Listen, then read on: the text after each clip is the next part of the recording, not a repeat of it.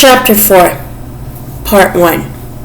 Although cynics always sounded more plausible than the cockeyed optimists of the world, Ralph's experience had been that they were wrong at least as much of the time, if not more, and he was delighted to find that Bill was wrong about Helen Deepno.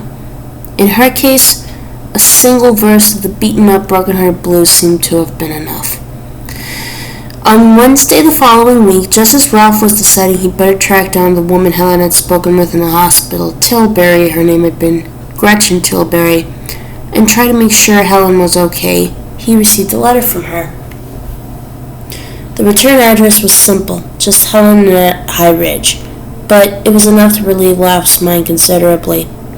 He sat down in his chair on the porch, tore the end off the envelope, and shook out 2 sheets of lined paper crammed with Helen's back-slanted handwriting. Dear Ralph, I suppose by now you must be thinking I decided to be mad at you after all, but I really didn't. It's just that we're supposed to stay out of contact with everyone by phone and letter for the first few days. Rules of the house. I like this place very much, and so does Nat. Of course she does. There are at least 6 kids her age to crawl around with. As for me, I am finding more women who know what I've been through than I would ever have believed. I mean, you see the TV shows Upper Talks with women who love men who use them for punching bags, but when it happens to you can't help feeling that it's happening in a way it's never happened to anyone else, in a way that's brand new to the world.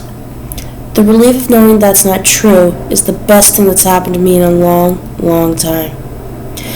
She talked about the chores to which she had been assigned, working in the garden, helping to repaint an equipment shed, washing the storm windows with vinegar and water, and about Nat's adventures in learning to walk. The rest of the letter was about what had happened in emotional turmoil and what she intended to do about it, and it was here that Ralph for the first time really sensed the emotional turmoil Helen must be feeling. Her worries about the future and counterbalancing these things, a formidable determination to do what was right for Nat, and for herself too. Helen seemed to be just discovering that she also had a right to do the right thing. Ralph was happy she had found out, but sad when he thought of all the dark times she must have trudged through in order to reach that simple insight. I'm going to divorce him. Part of my mind, it sounds like my mother when it talks, just about howls when I put it that bluntly, but I'm tired of fooling myself about my situation. There's a lot of therapy out here, the kind of thing where people sit around in a circle and use up about 4 boxes of Kleenex an hour. But it all seems to come back to seeing things plain. In my case, the plain fact is that the man I married has been replaced by a dangerous paranoid. That he can sometimes be loving and sweet isn't the point, but a distraction. I need to remember that the man who used to bring me hand-picked flowers now sometimes sits on the porch and talks to someone who isn't there. And many calls, quote, the little bald doctor, unquote. Isn't that a beaut? I think I have an idea of how all this started, Ralph, and when I see you, I'll tell you, if you really want to hear. I should be back at the house on Harris Avenue, for a while anyway, by mid-September, if only to look for a job. But no more about that now. The whole subject scares me to death.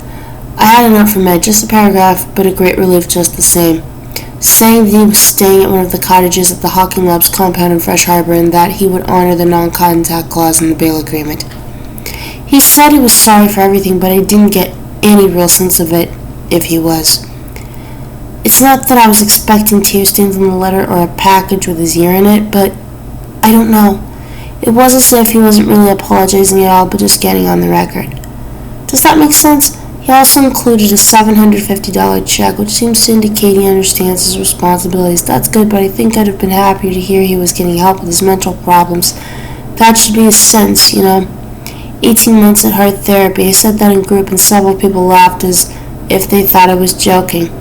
I wasn't. Sometimes I get these scary pictures in my head when I try to think of the future. I see us standing in line at Manor for a free meal, or me walking into the 3rd Street homeless shelter with Nat in my arms wrapped in a blanket. When I think of that stuff, I start to shake and sometimes I cry. I know it's stupid. I've got a graduate degree in library science, for God's sake, but I can't help it. And do you know what I hold on to when those bad pictures come? What you said after you took me behind the counter in the Red Apple and sat me down. You told me that I had a lot of friends in the neighborhood and I was going to get through this. I know I have one friend at least. One very true friend. The letter was signed, Loved Helen. Ralph wiped tears from the corners of his eyes. He cried at the drop of a hat just lately, it seemed. It probably came from being so goddamn tired, and read the postscript she had crammed in at the bottom of the sheet and up the right-hand margin. I'd love to have you come and visit, but men are off limits out here for reasons I'm sure you will understand. He even wants to be quiet about the exact location. H. Ralph sat for a minute or two with Helen's letter in his lap looking out over Harris Avenue. It was the tag end of August, now still summer, but the leaves of the poplars had begun to gleam silver when the wind stroked them, and there was the first touch of coolness in the air. The sign in the window of the Red Apple said school supplies of all types, check here first, and out by the Newport town line in some big old farmhouse where battered women went to try and start putting their lives back together, Helen Deepner was washing storm windows, getting them ready for another long winter. He slid the letter carefully back into its envelope, trying to remember how long Ed and Helen had been married. 6 or 7 years, he thought. Carolyn would have known for sure. How much courage does it take to fire up your tractor and plow under a crop you spent 6 or 7 years growing? He asked himself.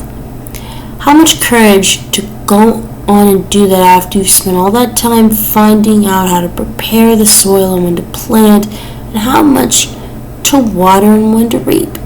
How much just to say, I have to quit these peas. Peas are no good for me. I better try corner beans. A lot, he said, wiping at the corners of his eyes again. A damn lot, that's what I think.